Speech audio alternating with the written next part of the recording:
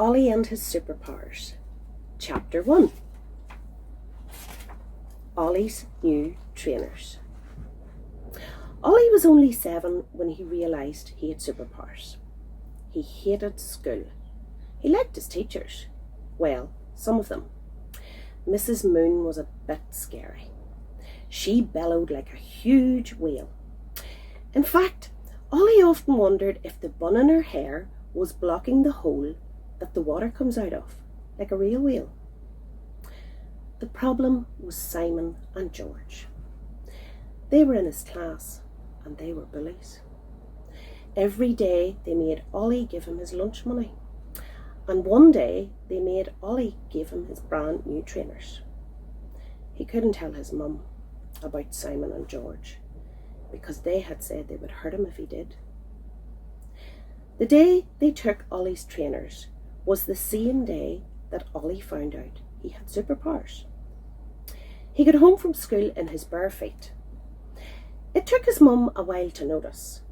She had just got home from her job at the old people's home and was rushing about trying to get their tea ready. She was really cross because Ollie told her he'd lost them. Ollie's mum had to work extra hard to get those new trainers for him, as Ollie's daddy did not live with them anymore.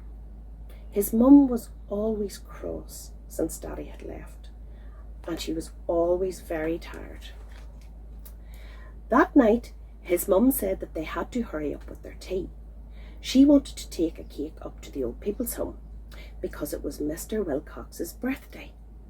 Ollie liked Mr. Wilcox and all the old people at the home. It was like having lots of grandmas and grandpas. Mr. Wilcox was his favourite though. He used to play football for Bluntingford Athletic in the town where Ollie and his mum now lived. Ollie and Mr. Wilcox would talk for hours about football because Ollie really loved football too, and he was very good at it. If it wasn't for old Mr. Wilcox, Ollie might have kept the secret about his stolen trainers for quite a while. Ollie's mother said, "You can show Mr. Wilcox your new trainers when we get to the home, Ollie." Ollie went bright red and felt his tummy going all bubbly and his legs go all wobbly. He went to his room trying to work out what he would do and getting very worried. "Come on, Ollie," said Mum, "we'll be late." Ollie put his old trainers on and followed his mum out to the car. "Ollie," said Mum, "why are you wearing those old things? Go and put your new ones on quickly now." Poor Ollie, what was he going to do? I left them at school by mistake," said Ollie, shifting his feet very uncomfortably. "You did what? Where? Are they in your locker? They cost a fortune, Ollie. You know I can't afford to get you another pair." "Oh, Ollie, how thoughtless." Ollie just looked down at his feet and his old trainers. "Oh well, get in the car or we will be late. We can talk about this later." Ollie's tummy felt very sick. He wanted to cry. But he got in the car and they drove in silence to the old people's home. It was like a big house with lots of little houses around the edge. The big house was where the TV and games room were. Ollie loved it there because he could play snooker or pool and dominoes, and some of his grandmas and grandpas had taught him to play cards. Sometimes in the school holidays, Ollie played in there all day while his mum looked after the grandmas and the grandpas. But today he did not want to play. His mum led him through the big doors and into the room where the grandmas and grandpas sat and drank lots of tea. They all smiled and said hello when they saw Ollie. Mrs. Elmore smothered him in her big arms and kissed him on the head. The others cuddled him or shook his hand. Mr. Wilcox was sat at the back of the room. He had a party hat on and was surrounded by opened presents. There were lots of socks. Ollie and his mum took the birthday cake over. His mum lit the candles, and all the grandmas and grandpas sang happy birthday to Mr. Wilcox. Mr. Wilcox was very happy. "Now," said Mum to Ollie, "you stay and chat to Mr. Wilcox while I go and cut his cake so everyone can have some with their tea." Ollie stood in front of Mr. Wilcox, shuffling his feet and looking down at his old trainers. Now, lad," said Mr. Wilcox. "What's wrong with you? Don't I get a hug?" Ollie let Mr. Wilcox give him a hug, but stayed shuffling his feet and looking down. "So, Ollie, what's got you all uncomfortable with yourself?" "I can't tell you," said Ollie, and he felt himself begin to cry because he wanted to tell someone. He did not want his mum to think he was ungrateful and thoughtless, but he didn't want to add to all her worries by telling her about Simon and George. "Come on, lad," said Mr. Wilcox, getting to his feet. "Come with me. I have a new poster of the England team in my room. I got it for my birthday. Come and take a look." Ollie followed behind Mr. Wilcox. He had a little house just next to the big house. It only had a place to sit and watch TV, a bathroom and a bedroom, so it wasn't a proper house, like the big house. "Now then, lad, what do you think of that then?" said Mr. Wilcox proudly, pointing to his new poster on the wall. "Yeah, it's all right," said Ollie, not really looking at it. "All right? By heck, lad, it's brilliant. That's what it is," said Mr. Wilcox. Ollie just shuffled his feet and kept his head down. "We're mates, aren't we?" said Mr. Wilcox. Ollie nodded. "And you know the best thing about mates?" Ollie shook his head. "Well, they don't need to keep secrets from one another. They help one another. So they tell one another when they're not too happy about something." Ollie just stood, head down, feet shuffling. "So, lad, if we really are mates, tell me what's bothering you. Come on, lad." Ollie burst into tears. "Mummy thinks I'm ungrateful because I've lost my new trainers." "Oh, I see," said Mr. Wilcox. "Well, that's not good. Have you lost your new trainers?" "No," exclaimed Ollie. "Simon and George took them. I couldn't help it. They're bigger than me and... Now, lad, slow down and tell me all about it," said Mr. Wilcox. So Ollie told Mr. Wilcox about the trainers and about his lunch money being taken every day and about the names they called him and his mum and everything else that had been going on.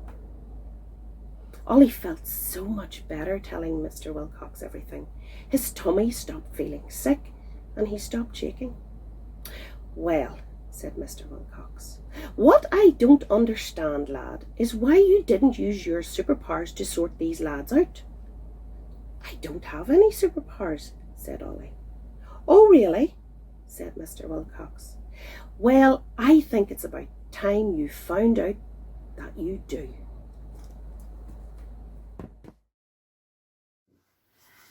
Chapter 2. Mr. Wilcox has superpowers too. "Now, lad," said Mr. Wilcox, "let me tell you how I found out I had superpowers. I'm about your age, and the local football team had come to our school. After watching me score about 100 goals in just one game, they asked me if I would go and train with the bigger boys at the town football club. Well, I was as proud as punch, and so were my ma and my pa. And so off I went to train with the big boys. Well, I ran rings around them. I must have scored 300 goals that day, in that very first training session. One day, when I just scored 157 goals, the coach says to me, "Malcolm, lad," because that's my name, Malcolm. "Malcolm, lad, we're going to put you in the junior team. And we're going to do it on Saturday against Millstone." I was over the moon.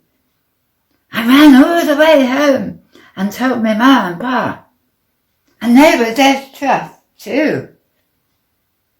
They took me out and they brought me some new shiny boots with proper studs on the bottom and some shin pads. And they made me have a haircut too, in case the newspaper man came. And maybe he might want a photo. Well, I don't think I slept at all well that week. I was so excited. Saturday finally came. It felt like it had taken years to get here. My ma and pa drove me to the football club, and I walked through the changing rooms. It were right good. My number 10 shirt was hanging on a peg with my name on it. Well, I got changed. I put my new boots on, and I went out on the pitch with the others to warm up. There were millions of people who come to watch. Well, at least a dozen, he said, chuckling. So we all got warmed up, and when we were back in the changing room waiting to go out to play, that's when it happened. My feet got stuck to the floor. Honestly, I couldn't move them. Proper stuck they were. Everyone was standing up and walking out to the pitch, and my feet were stuck. But I didn't know what to do. I couldn't move them, and I was getting a bit upset and scared. Our coach came over and said, "What's up, lad? Let's be having you out on the pitch." Well, I told him, my feet are stuck. He just laughed at me. And as he walked away, he yelled over his shoulder, "Have a word with yourself, lad." Have a word with myself? How was that going to help? Couldn't he see my feet were stuck?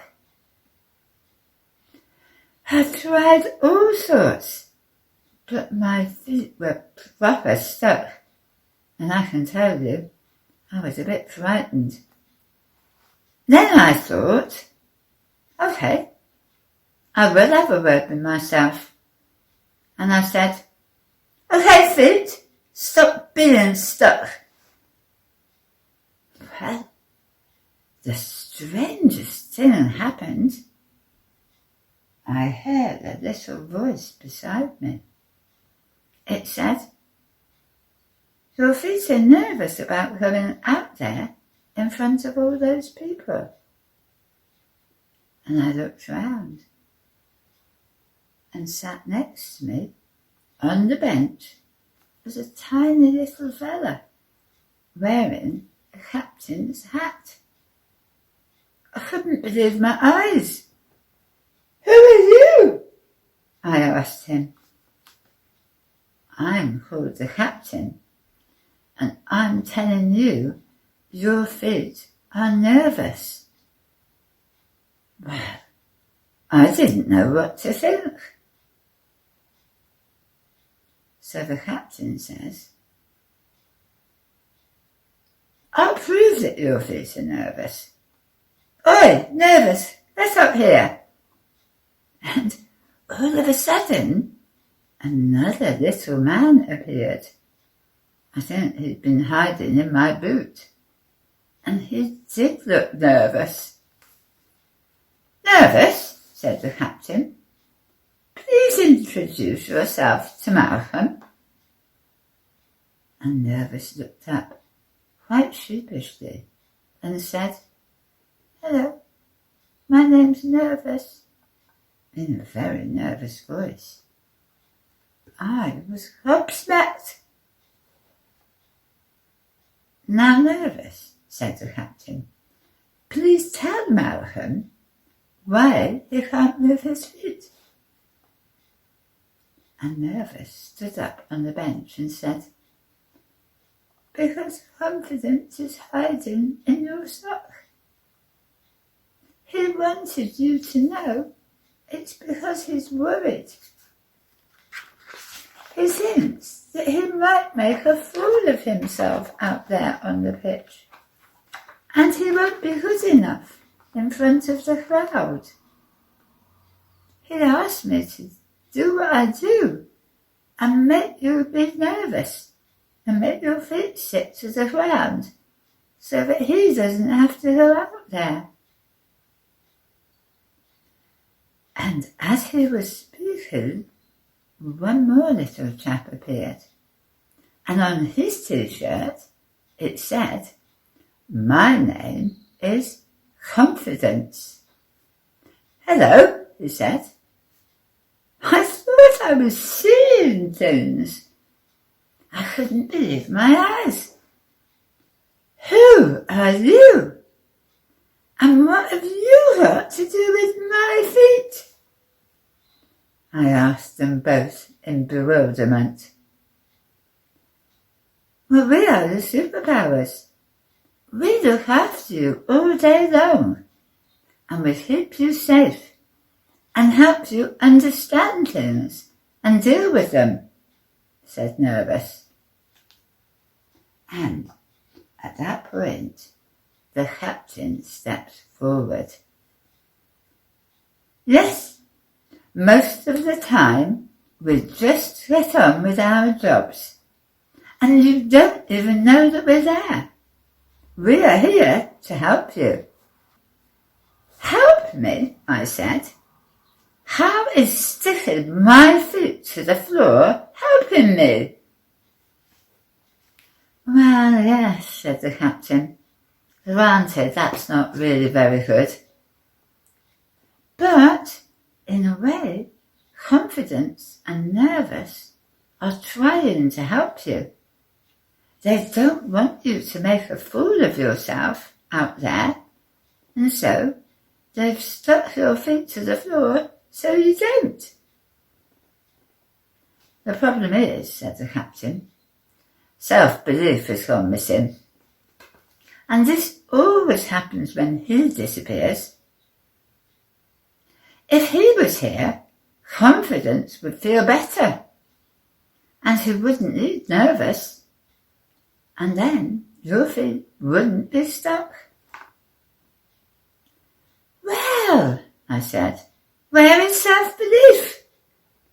We have to find him, and quick, because the game is about to start. All three little men scratched their heads, and then Confidence said, The last time I saw him, he was on the training pitch. Yesterday. Just after you scored that brilliant goal. Yeah, he was doing laps of honour. Said the captain. I bet he's still out there doing laps of honour then. He can be a nightmare like that. Well, we need to let him hear and quick, I said. The whistle's going to blow to start the game.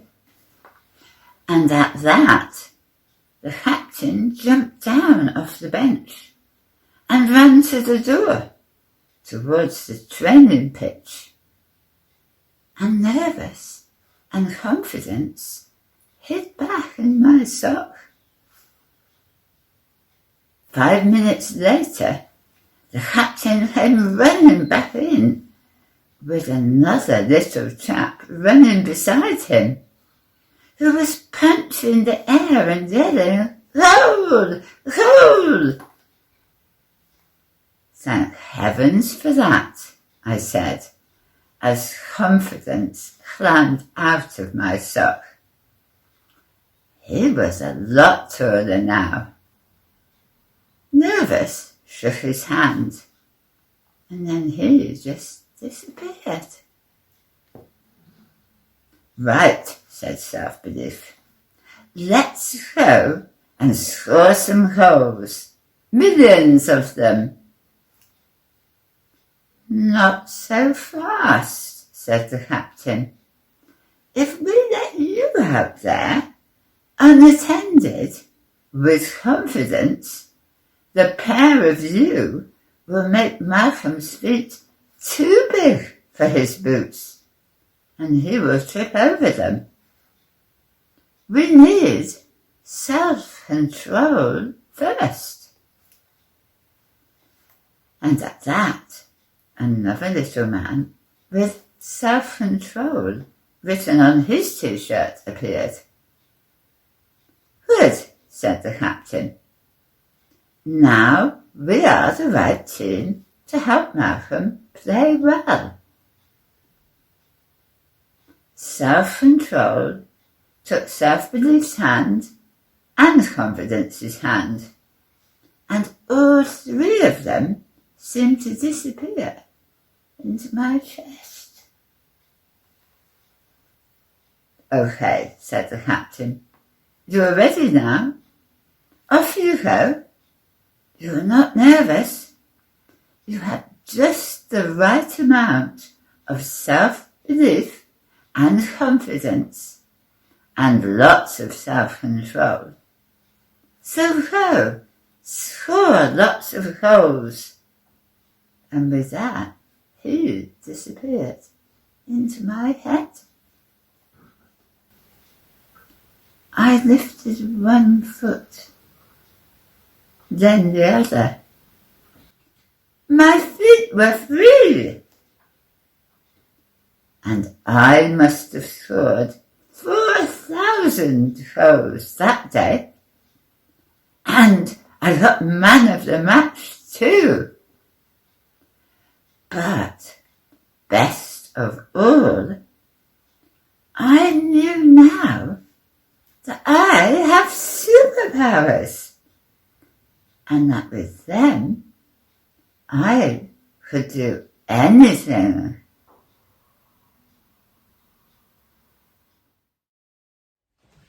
Chapter 3. Ollie meets his superpowers. "You're silly," said Ollie, laughing when Mr. Wilcox had finished his story. "Only a part of me is silly," said Mr. Wilcox. "Would you like to meet him?" Before Ollie could answer, a little man appeared, with "silly" written on his t-shirt. The little man started dancing around, doing cartwheels and blowing raspberries at Ollie. Ollie was stunned. He could not believe what he was seeing.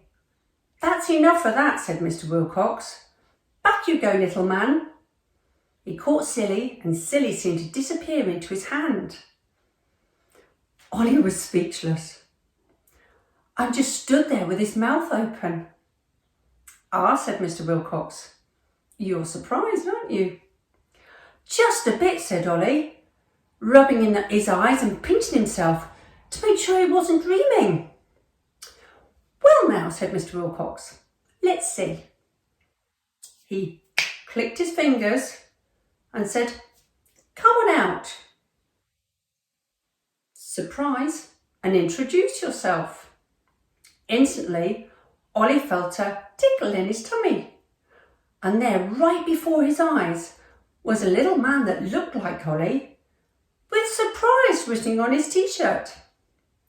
The little man put his hands in front of his face and then moved them away, yelling, "Surprise!" Ollie nearly fell over. "Ah," said Mr. Wilcox, that will be shock. As he said the words, another little man appeared, with shock on his t-shirt. His little hands were either side of his face, his mouth was wide open, and his big eyes bulged, and his hair was standing on end. Yep, said Mr. Wilcox. That shocked, bless him. Ollie fell back into a chair, unable to speak. Got me then.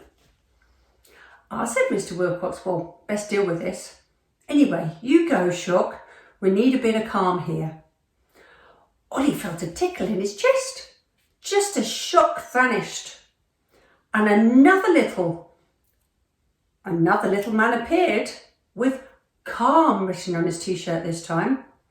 He was singing songs like Ollie's mum did when he wanted to be help him sleep, calming and songs.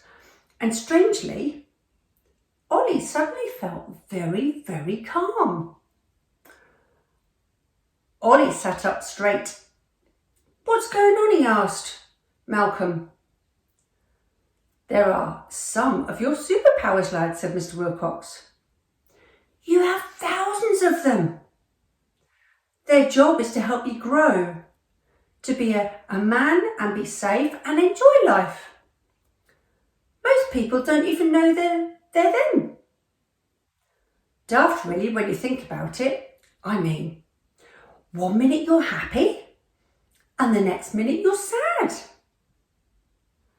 And people don't think that's strange. It's the little people. They are in control of your feelings. Test it, said Mr. Wilcox. What are you feeling now? Confusion, said Ollie, scratching his head. Instantly, a little man with confusion on his t-shirt appeared. And he was scratching his head too. Oh, this won't do, said Ollie. I can't have little men appearing every time I said something or think something. And I feel whenever they are feeling, it's okay, said Mr. Wilcox. No one else can see them except you and me. What use are they? Asked Ollie. Another little man appeared with hurt printed on his top. He looked very sad and, yes, hurt. Now, said Mr. Wilcox, you go away, Hurt. Ollie meant no harm. This is all new to him. Off you trot now. And Hurt vanished into Ollie's shoulder. Now, said Mr. Wilcox, it takes a bit of getting used to, but once you get the hang of it, you can use these superpowers to help you do anything. For example, these bullies, how do they make you feel? Scared, said Ollie. And instantly a little man with scared on his t-shirt appeared. And he was shaking, he was so scared. Now, said Mr. Wilcox, how would you like to feel instead of scared when you think about those bullies? Well, not scared, said Ollie, hoping that would make this little man vanish, because he was making Ollie feel scared. But no, scared stayed put even. I said not scared. Why scared not gone? Asked Ollie. Mr. Wilcox, well, you have to always be feeling something. So if you want scared to go, you have to replace him with something else. Yeah. Now, what would be better than feeling scared? Not being scared, said Ollie, getting more and more scared. And if you were not feeling scared, what would you be feeling? Prompted Mr. Wilcox. Ollie thought for a moment. Well, happy. And as he spoke, 2 more little men appeared with happy written on one shirt and safe on another. Ollie felt happy and safe. That's amazing, said Ollie. Oh, it gets better, said Mr. Wilcox. Look at Happy and imagine him bigger. Yeah? Ollie looked at Happy and imagined him being bigger. And as he did, Happy started to grow. And as Happy grew, Ollie felt happier and happier. Happy grew and grew, and Ollie was in fits of laughter, rolling on the floor. He couldn't stop laughing, and he was feeling really, really happy. Look, there he is. That's enough of that, said Mr. Wilcox, chuckling, and he put his hand on Happy's head and gently pushed him back down to size. As he did so, Ollie slowly stopped laughing, but he still felt very happy. Now, said Mr. Wilcox, you can use one feeling at a time or lots of them together. So you can have happy and calm and loved and relaxed. As he spoke, the most wonderful feelings washed over Ollie as the little men appeared. You can make them bigger or smaller, but what you can't do is have a feeling that's not good at the same time. As a feeling that is good, it just doesn't work. If you feel sad, happy and loved and calm will vanish. And as sad appeared, Ollie felt unhappy again. Oh. You can't have, or actually you can have happy, said Mr. Wilcox. Instantly, sad vanished and happy came back. Ollie felt much better. You can't have opposites at the same time. So you can't have angry and calm. Try it, said Mr. Wilcox. Ollie did. And as Mr. Wilcox said he couldn't feel angry and calm at the same time, it could only be one or the other. This is awesome, said Ollie. What else can I do? Well, said Mr. Wilcox, you have to learn to use them wisely at first. That's when the captain comes in. The captain appeared beside Ollie and saluted to him. You see, said Mr. Wilcox, until you have learnt to use your powers, the captain will control them for you. And you will teach you how and when to use them. Okay, said Ollie, and he saluted back to the captain. Does anyone else have superpowers? Asked Ollie. Oh yes, said Mr. Wilcox, but only a few people have the magic part, said the captain. Without the captain, all the superpowers rule themselves. That's why some people are always angry, or always sad, or always bullies, or always happy. No one is controlling them. While you're learning, the captain will control them for you. And then when you're ready, the captain will get a new t-shirt called Wisdom. And there he will help you, but you will be in control. And you will get the captain's hat. Okay, said Ollie. Let's do this. I want to learn. Excellent, said Mr. Wilcox. But before you start, we had better get those trainers of yours back. Captain, what do you suggest? The captain thought for a minute, then said, easy. We will need courage, bravery, strength and calm. As he spoke, each of the superpowers appeared. Yes, said Mr. Wilcox. That looks like the right team for the job. At that moment, Ollie's mum appeared in the door. What are you two chatting about? She laughed. Pleased to see Ollie looked a little happier. Ah, said Mr. Wilcox. I've been telling Ollie a story. And it's got lots of parts in it. Ollie chuckled and said, Happy birthday, Mr. Wilcox. And with that, he gave Mr. Wilcox a huge hug. Chapter 4. Ollie uses his superpowers for the first time. That night, when they got home, Ollie's mum asked him about the new trainers. Ollie said not to worry and that he would bring them home tomorrow. The little man with confidence on his t-shirt appeared and winked at Ollie. The next day, Ollie went off to school as normal. Simon, one of the bullies, was wearing Ollie's new trainers. Ollie felt nervous and a little afraid, and both little men appeared beside him. "Oh, no," said the captain, "not today. Off you go, you two." Fear and nervousness vanished, and bravery, strength and calm appeared. Ollie looked calmer, but not much, so the captain made all three little men much bigger. Before he knew what he was doing, Ollie found himself striding across the playground towards Simon. Simon gasped because Ollie looked calm and strong and not at all afraid. In fact, Ollie looked so calm and brave, it made Simon feel quite nervous, making his legs go to jelly, causing him to fall over in front of everyone. "Now," said Ollie, "those are my trainers and I would like them back, please." Simon was so shocked that he just took the trainers off and gave them back to Ollie. Just then, George pushed through the group of children that had gathered round Ollie and Simon.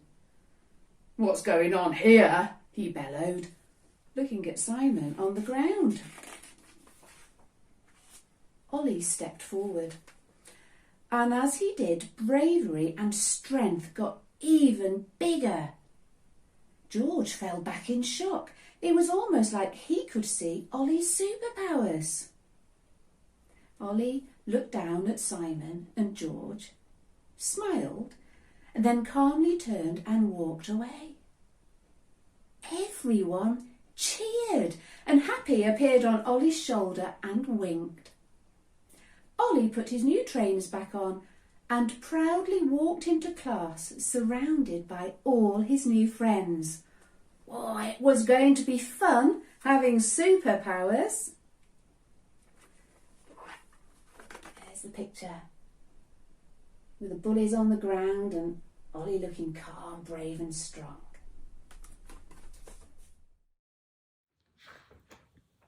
Chapter 5. Ollie's training begins. Ollie could not wait to get home that day. He felt so happy. He wanted to go home so he could show his mum he had his trainers back, but mostly he wanted to go home so he could go and see Mr. Wilcox and tell him about Simon and George. Finally, the bell rang and Ollie ran all the way home. He rushed up and gave his mum a big kiss. "Look, Mum, I've got my trainers back. Can we go and see Mr. Wilcox? Please, can we? Please, can we?"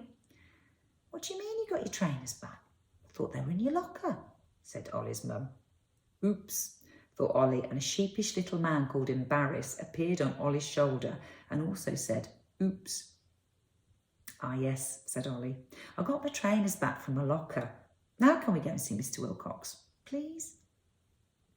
"Why so desperate to see Mr. Wilcox?" asked Ollie's mum. Ollie went red. He didn't know what to say. He couldn't tell her about his superpowers. Up popped a little man called Inspiration. He had a light bulb on the top of his head. And suddenly Ollie knew what to say.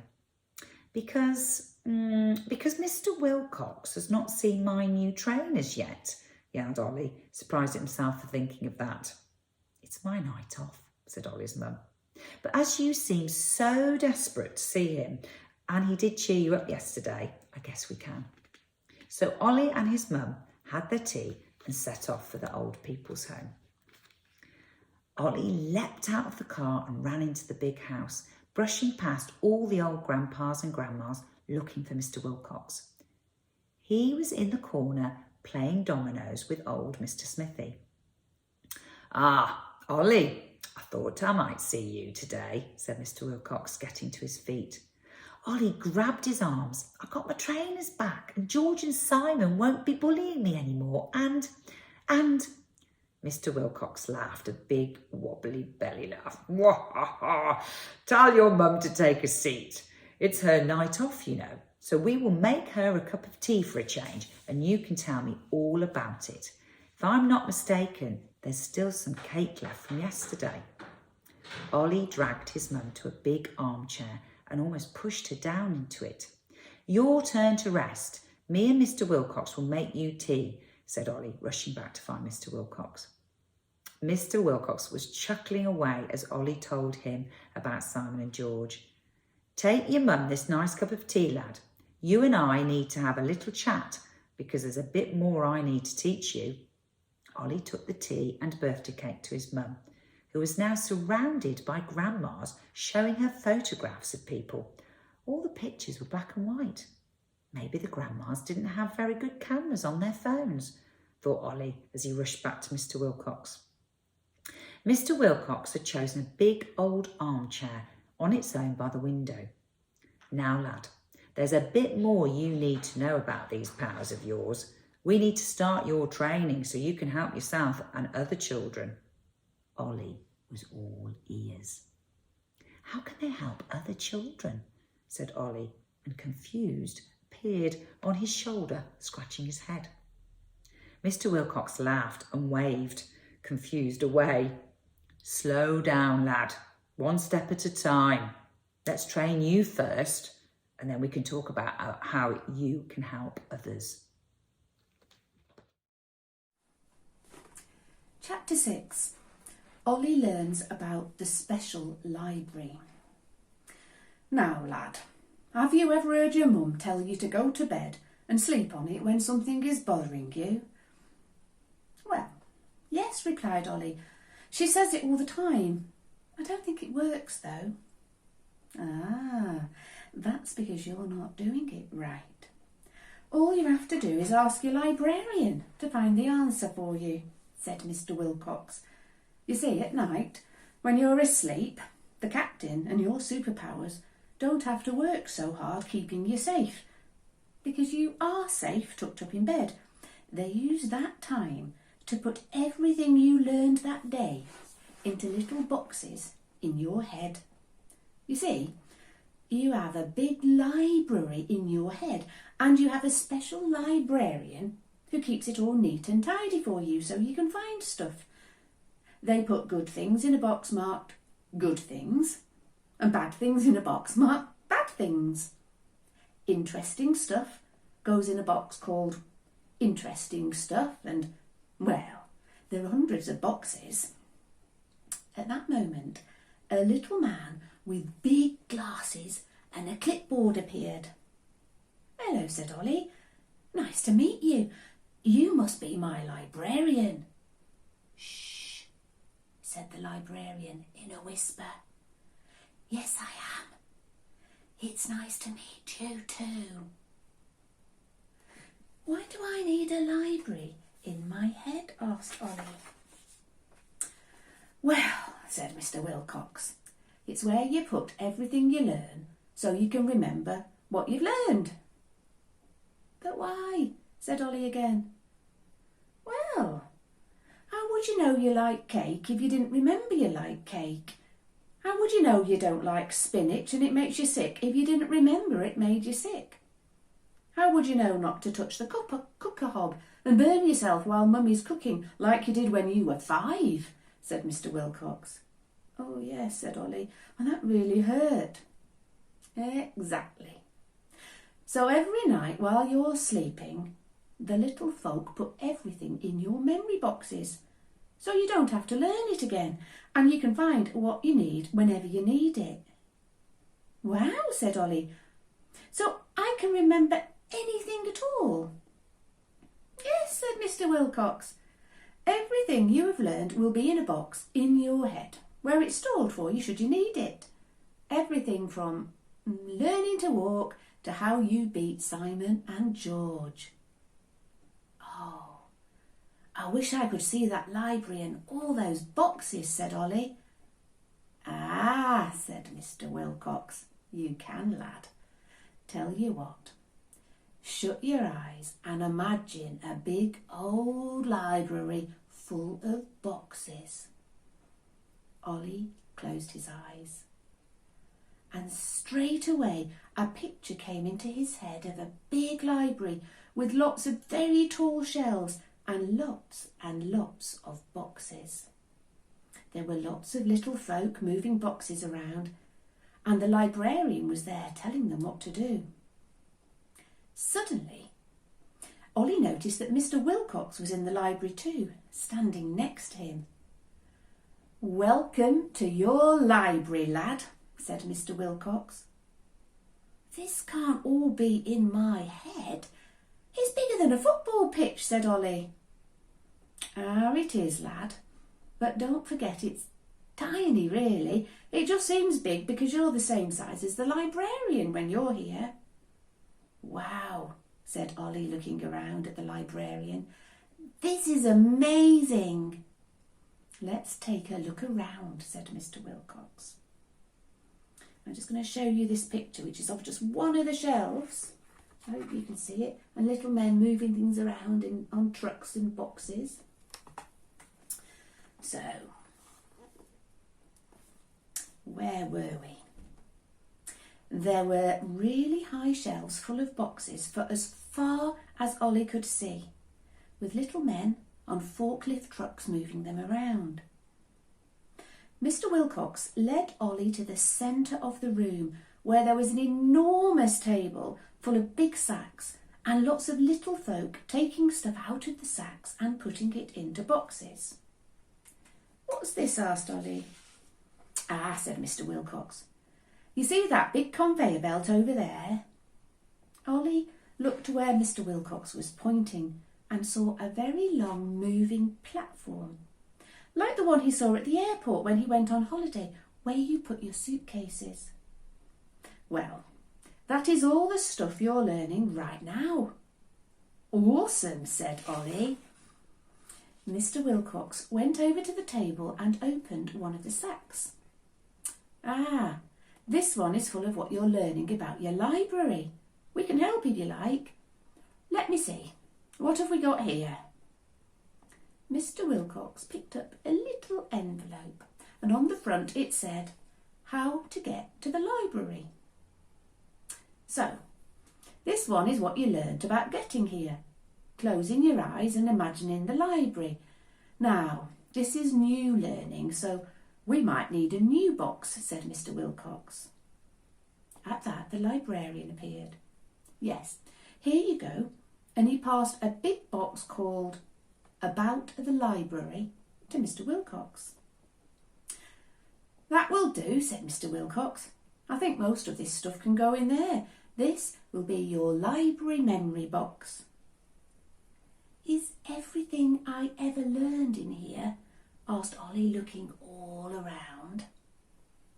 "Oh, yes," said the librarian proudly, "all in its right boxes." "Yes," said Mr. Wilcox. "Let's explore. Now, how about the memory of you learning to walk?" "Brilliant," said Ollie. The librarian led them both off down through lots of shelves and finally stopped at one and clicked his fingers. A forklift truck appeared and Ollie, Mr. Wilcox and the librarian got in. It took them to the top shelf, where there was a very dusty box with "Ollie learning to walk" on the front. The librarian opened the box and they all looked inside. Ollie was stunned. Inside the box was him when he was very little and wearing a nappy, crawling, pulling himself up on the chair and falling over, taking a step and falling over, taking another and falling over. "No," said Ollie to his younger self, "you have to start by getting your balance. Hold on to the wall first." "Just watch," said Mr. Wilcox. As Ollie watched, he saw his younger self crawl to the wall, stand up and edge along the wall. He still fell down a lot, but he was getting the hang of it. This learning took you a while, said the librarian. So we could be here all day watching to learn you walk. Let's look at some other stuff. Just before we do, should we take a quick peek at the picture of Ollie learning to walk? And there you go, you can see inside his box with little baby Ollie. So the forklift moved along a bit and stopped in front of two boxes. One was called Food That Ollie Likes, and one was called Food That Ollie Doesn't Like. The librarian opened the first box, and inside were all of Ollie's favourite foods. The next box was full of spinach and fish, both of which made Ollie feel sick to even look at. Wow, said Ollie, I want to see more. The forklift moved along again and stopped at a box called Things That Made Ollie Happy. That box was as big as a house, and inside were footballs and his mum and Mr. Wilcox and his teddy bear and, well, loads of stuff. You'll like this next box, said the librarian. The box was called Ollie Meets His Superpowers. Inside were happy, calm, brave, nervous, and all the superpowers Ollie had met, all smiling and waving at him. There are only a few in there at the moment, said the librarian, but that box will fill right up very soon as you start to learn about the other superpowers you haven't met yet. In fact, we're going to need a much bigger box. I have more superpowers, said Ollie. Oh yes, said Mr. Wilcox. You have lots more, and you will meet them and learn how they can help you in time. Wow, said Ollie, wondering what else he would be able to do. Is there one that can make me fly? Mr. Wilcox chuckled. That's a comic book, Ollie. It's not real. Your superpowers are real, not make-believe. Where's the captain? Said Ollie. Oh, he's resting. He only comes when you are really stuck and don't know what to do, said Mr. Wilcox. As you're here, Ollie, you can help us out, said the librarian. There's some stuff we're just not sure where to put. In fact, it's in a box called Not Sure Where to Put. But I like things in their right boxes. They walked back through the rags. Ollie noticed a set of very tall shelves with black boxes on them. They looked sad and a little scary. What's in those? Asked Ollie. Don't you worry about those. They are all the things that have frightened or upset you or made them sad. We have to keep them, but we don't open them up. Because when we open a box, you'll remember everything in there, and we don't want you feeling all that bad stuff, said the librarian. There's the picture of the bad boxes, the sad boxes. There seemed to be a lot of bad boxes. I don't remember that much bad stuff, said Ollie. Are you sure they're all my memory boxes? Oh, yes, said the librarian. But you won't remember it because we keep the boxes sealed up so you don't feel bad. Ollie looked closer. A slightly newer looking box had the names Simon and George on it. Ah, yes, that was a bad box, said the librarian. But that box can be moved off the bad memory shelf now and put on the good memory shelf. It's not a bad memory anymore because you and your superpowers changed it to good by dealing with Simon and George. Wow, said Ollie. Oh, what about all those other bad boxes? Well, in time you can deal with them all and we can refile them. Now you know how to use your superpowers. We don't really want any bad boxes in here. They take up space where we could have more happy boxes. Some people go through their life with a head full of bad boxes and no room for any nice ones. That's very sad. But you are going to help to sort all that out, said the librarian. They walked on back to the clearing table. Ollie felt slightly troubled by the bad boxes, and part of him wanted to sort them out now, but part of him was a little too scared. Back at the table, there was a bag with "not sure" on it. Now, said the librarian, if we're not sure if something is good or bad, it usually just goes in a "not sure" box till you're ready to sort it out. But as you're here, we can do it now. The librarian opened the bag and pulled out an envelope marked "School Test."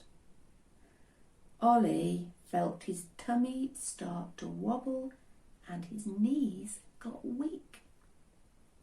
Now, because school tests make you feel bad, we would normally put this straight in a bad box. But sometimes we need to deal with stuff straight away. You see, we can't have you worried about school tests because it's really important you do well at school. So I think we should deal with this now. It will be a good trial. Good idea, said Mr. Wilcox. Now, lad, what are you thinking when you look at that envelope? Asked Mr. Wilcox. Scared, stupid, afraid, said Ollie, feeling very uncomfortable. As he spoke, scared, stupid and afraid appeared and huddled into one another, shaking. Okay, pay attention, Ollie, said Mr. Wilcox. Now, you three, what's scaring you? Mr. Wilcox asked Ollie's superpowers. The three little people all spoke at once. We're afraid of looking silly in front of everyone and not passing the test. Okay, said Mr. Wilcox. Now, Ollie, how can we help these little chaps feel better? What superpowers would we need? I don't know, replied Ollie. I agree with them. Okay, said Mr. Wilcox. So you all think you will fail the test, right? Right, said Ollie and the little people in unison. Well, where are we? Said Mr. Wilcox. In my library, said Ollie. And what's in your library? Asked Mr. Wilcox. Everything I have ever learned, said Ollie. Right, said Mr. Wilcox, which means everything you have been taught at school. I guess, said Ollie. At that moment, a big box flew off the shelf with "School Work" written on it. What's your worst subject? Asked Mr. Wilcox.